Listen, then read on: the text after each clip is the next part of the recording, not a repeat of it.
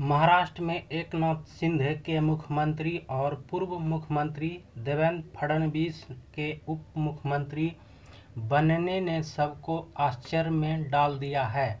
लेकिन ऐसा वहां पहली बार नहीं हुआ है। वास्तव में पिछले 4 दशकों में महाराष्ट्र में ऐसा 3 बार हो चुका है कि पूर्व मुख्यमंत्री को नए मंत्रिमंडल में साधारण मंत्री बनकर रहना पड़ा है। फडणवीस ने घोषणा तो कर दी थी कि वे मुख्यमंत्री तक नहीं बनेंगे, लेकिन भाजपा अध्यक्ष जेपी नड्डा के आग्रह पर उन्होंने उप मुख्यमंत्री का पद स्वीकार कर लिया। यदि यही बात भाजपा 2019 में मान जाती तो शिवसेना और भाजपा का गठबंधन ही क्यों टूटता। लेकिन असली सवाल यही है कि भाजपा के शीर्ष नेतृत्व ने इस समय मुख्यमंत्री का पद शिंदे को क्या सोचकर दे दिया है और महाराष्ट्र में अगले चुनाव में इस गठबंधन का भविष्य क्या होगा।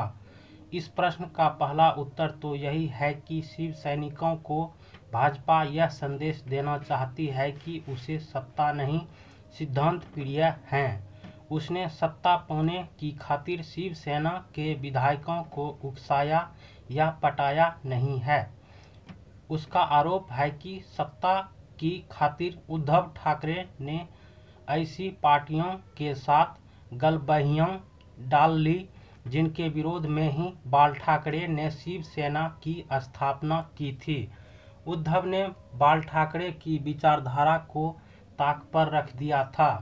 शिंदे को मुख्यमंत्री बनाने के पीछे मुझे दूसरा कारण यह दिखाई पड़ता है कि भाजपा और शिंदे की सरकार तो बन गई, लेकिन शिवसेना के अपदस्थ नेताओं के रौद्र रूप का मुकाबला कौन करेगा। यदि फडणवीस यह सौदा बहुत महंगा पड़ सकता था। झगड़ा शिवसेना का और डंडा भाजपा का। महाराष्ट्र में कोहराम मच जाता। अब शिवसेना के ही झंडों और डंडों के बीच सीधी टक्कर होगी। लेकिन ठाकरे अपने शिव सैनिकों को किस मुंह से उकसाएंगे, क्योंकि शिंदे ने कह दिया है कि बाल ठाकरे के शिष्यों की ही सरकार है। यही ठीक है कि भाजपा और नई शिवसेना की गठबंधन सरकार ने शपथ ले ली, लेकिन सर्वोच्च न्यायालय को अभी भी तय करना है कि शिवसेना के 40 विधायकों ने जो दल बदल किया है वह कानून के मुताबिक है या नहीं। ऐसी भावना कम ही है, लेकिन मान लें कि सर्वोच्च न्यायालय शिंदे की शिवसेना को मान्यता न दे और उस पर दल बदल कानून थोप दे तो उस गिरती हुई सरकार का बोझ भाजपा क्यों उठाए। भाजपा पहले भी मुंबई में गच्चा खा चुकी है। शिंदे मुख्यमंत्री तो बन गए हैं, लेकिन विधानसभा में भाजपा की शक्ति शिवसेना से 2.5 गुना ज़्यादा है, तो ज़्यादा मंत्री किसके बनेंगे। जाहिर है कि सरकार तो भाजपा ही चलाएगी। भाजपा की छवि आम महाराष्ट्रीय जनता के बीच इसलिए भी बेहतर बन गई है कि उसने मुख्यमंत्री पद का त्याग किया है, क्योंकि यदि वह देवेंद्र फडणवीस को मुख्यमंत्री बनाने के लिए अड़ जाती तो उसे कौन रोक सकता था। इसलिए भी कर्नाटक या मध्य प्रदेश आदि में बनी भाजपा सरकारों से महाराष्ट्र के परिदृश्य की तुलना नहीं हो सकती। महाराष्ट्र में शिंदे की सरकार के पीछे भाजपा नेताओं की काफ़ी दूरंदेशी नज़र आती है। यदि कोई संवैधानिक अड़चन नहीं हुई तो लगता है कि यह सरकार अपनी अवधि पूरी करेगी। इसके घटकों में वैचारिक समानता तो है ही, व्यक्तिगत समरसता भी है। यह निश्चित है कि मुख्यमंत्री शिंदे अपने पूर्व नेता उद्धव ठाकरे जैसा आचरण नहीं करेंगे। मंत्री रहते हुए वे जैसे शिष्ट आचरण के लिए जाने जाते थे, वैसा ही आचरण अब भी उनका रहेगा। उद्धव की नियति सभी दलों को बड़ा सबक दे रही है। लगभग सभी प्रांतीय पार्टियां अब प्राइवेट लिमिटेड कंपनियों में तब्दील हो गई है। उनके नेता प्रायः बाप कमाई वाले हैं, उनमें आप कमाई वाले नहीं के बराबर हैं। कांग्रेस में पैदा हुई यह बीमारी लगभग सभी दलों में कमोबेश फैल गई है। परिवारवाद से मुक्त होकर यदि शिंदे सरकार ने अगले 2.5 वर्षों में कुछ ऐतिहासिक कार्य कर दिए तो अगले चुनाव में उसकी शक्ति में दुगुनी तिगुनी वृद्धि भी हो सकती है। यदि भाजपा का केंद्रीय नेतृत्व भी शिंदे को पूरा सम्मान दे सका तो कोई आश्चर्य नहीं कि शिंदे स्वयं भाजपा का झंडा उठा ले। जहां तक राकांपा और कांग्रेस का सवाल है, यह उनके लिए बड़ा झटका है। दोनों पार्टियों की कोशिश होगी कि ठाकरे और शिंदे की शिवसेनाओं में टक्कर हो और शिंदे व भाजपा में मनमुटाव की नौबत आए, लेकिन फिलहाल लगता है कि उनके लिए ये अंगूर खट्टे ही हैं। उदयपुर में कन्हैया की जिस बर्बरता और निर्दयी तरीके से हत्या की गई, उससे देश के सभी लोगों की तरह मैं भी बहुत हताश और चिंतित हूँ। कन्हैया लाल एक साधारण गैर राजनीतिक व्यक्ति थे, लेकिन उन पर धारदार हथियारों से 26 वार किए गए और फिर उनका सिर काटा गया। वे अपने परिवार के प्रमुख कमाने वाले थे, जिसमें उनका पत्नी, बेटे और अनेक बहनें शामिल हैं। उनके हत्यारे मोहम्मद रियाज अतारी और गौस मोहम्मद ने इसके बाद न केवल इस हत्या का वीडियो सोशल मीडिया पर प्रसारित किया, बल्कि देश के प्रधानमंत्री सहित दूसरों को भी इसी अंजाम तक पहुंचाने की धमकी दी।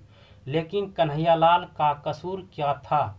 बताया जाता है कि उनके 8 साल के बेटे ने एक सोशल मीडिया पोस्ट को फॉरवर्ड कर दिया था, जिसमें भाजपा की पूर्व प्रवक्ता नुपुर शर्मा का समर्थन किया गया था।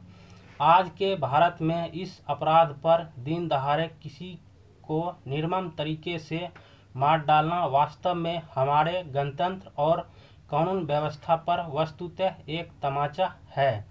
अफसोस की बात यह है कि राजस्थान की कांग्रेस शासित सरकार और पुलिस समय रहते इस मामले में कोई कार्रवाई भी नहीं कर पाई, जबकि कन्हैयालाल उन्हें धमकियां मिलने के बाद 15 जून को ही पुलिस से मदद की मांग कर चुके थे। खबरों के मुताबिक उनके अपने पड़ोसी नाजिम ने ही उनके खिलाफ शिकायत की थी और उनकी लोकेशन उजागर कर दी थी। यह दिखाता है कि कत्ल के पीछे केवल 2 सिरफिरों का हाथ नहीं था, इसकी जड़ें कहीं अधिक गहरी है। भारतीय जनता पार्टी भी अपनी पूर्व प्रवक्ता नुपुर शर्मा को मिल रही धमकियों पर यथेष्ट प्रतिक्रिया देने से चूक गई। पार्टी यह स्पष्ट कर सकती थी कि भले ही वह नुपुर के कथन का समर्थन नहीं करती हो, लेकिन उन्हें जान से मारने की धमकियों को बर्दाश्त नहीं किया जाएगा। लेकिन उल्टे भारत की सरकार ही डैमेज कंट्रोल मोड में आकर अपना कूटनीतिक रुख दुरुस्त करने के जाल में फंस गई। नुपुर के कथन की जिम्मेदारी स्वयं पर ले ली, जबकि भारत की सरकार कोई राजनीतिक पार्टी नहीं है, भले ही सरकार एक सत्तारूढ़ दल की हो। वास्तव में सरकार भी किसी एक दल की नहीं, एनडीए गठबंधन की है। भाजपा उसमें अग्रणी दल भले ही क्यों न हो। सरकार बड़ी आसानी से भाजपा प्रवक्ता के कथन से दूरी बना सकती थी। जब नुपुर के कथन पर हमारे मित्र देशों से आपत्तियां आई, तब भी सरकार इन शिकायतों को संबंधित राजनीतिक दल को अग्रेसित कर सकती थी, लेकिन उसके रुख से नुपुर का आक्रामक तरीके से विरोध करने वालों के हौसले और बुलंद हुए। सोशल मीडिया पर इस तरह की बातें बड़ी शेखी के साथ कही जाने लगी कि भारत सरकार को झुकाने का यही तरीका है कि उस पर दबाव बनाओ और टारगेटेड हमले बोलो।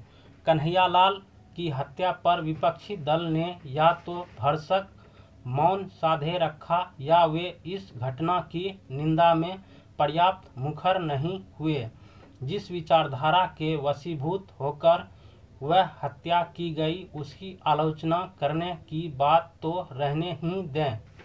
MIMM पार्टी ने कन्हैयालाल की हत्या की निंदा तो की, लेकिन उसने अपनी ही पार्टी के उन सदस्यों पर कोई कार्रवाई नहीं की जो खुलेआम नुपुर को जान से मारने की धमकियां दे रहे थे। कमोबेश यही रुख all India Muslim personal law board और जमीयत उलेमा ए हिंद ने भी अपनाया। इसका तो यही मतलब है कि आज देश में इस्लामिक कट्टरपंथी ताकतों और तथाकथित सेकुलरों के बीच जो गठबंधन बन गया है वह कन्हैयालाल की हत्या के लिए जिम्मेदार कारणों की तह में जाना ही नहीं चाहता, जबकि सच्चाई यह है कि इस्लामी कट्टरपंथ हमारे देश के सामने आज बड़ी चुनौती बन गया है। यह राजनीति करने का नहीं बल्कि अपने गणतंत्र को बचाने का समय है। आज सरकार और सिविल सोसाइटी को पार्टीगत निष्ठाएं प्रदर्शित करने के बजाय राष्ट्रीय निश्चय दिखाना चाहिए।